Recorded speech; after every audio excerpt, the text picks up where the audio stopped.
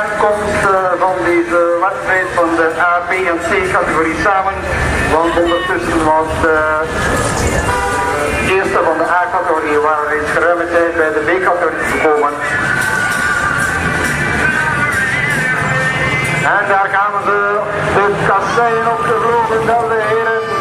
Een volledig peloton die spurt voor de zege.